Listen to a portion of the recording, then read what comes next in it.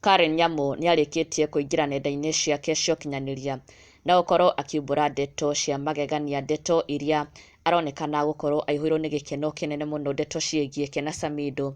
Na Karen Nyamu has revealed that Samidoh nĩarĩkĩtie kũmuonia wendo wa mwanya mũno na gũkorwo akĩmũtuga na njĩra ya mwanya.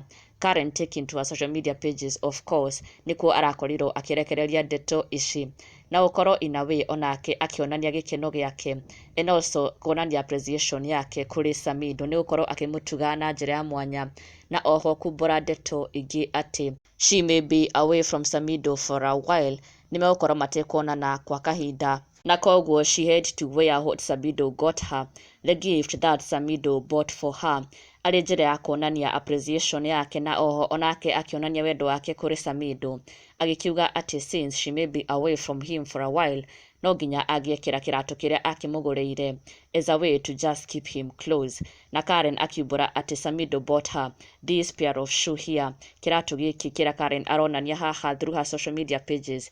O toguo ũrakĩona it is a designer shoe, nĩ ũrakĩona haha logo ya Nike. Karen akiumbũra atĩ Samidoh gifted her with the famous and most popular brand shoes we have in the world, arĩkĩo Nike shoe. Na Karen agĩkiuga atĩ if you will be away for a little while, wear something he got you, lol, follow me for more relationship tips, #shoegame. Karen akihint atĩ this is what Samidoh got her, tondũ of course agĩkiuga atĩ the person that got her this is someone that she will be away from for a while.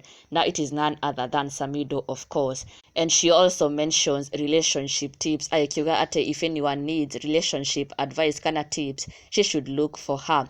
Na koguo Karen Nyamu haha nĩ mwendwa wake ararĩrĩria, agĩkiuga atĩ she will be away from him for a while, na agakĩonania kĩratũ gĩkĩ kĩrĩa Samidoh arakorirwo akĩmũtuga nakĩo arĩ njĩra ya kũmuonia wendo. Na Karen agakiuga she appreciates, na oho agakiuga she might be away from him for a while, na koguo she just had to wear something that reminds her of her bae Samidoh. Na ndũgakĩriganĩrwo gũsubscribe and follow us on Facebook for the latest and more trending Kikuyu celebrity news.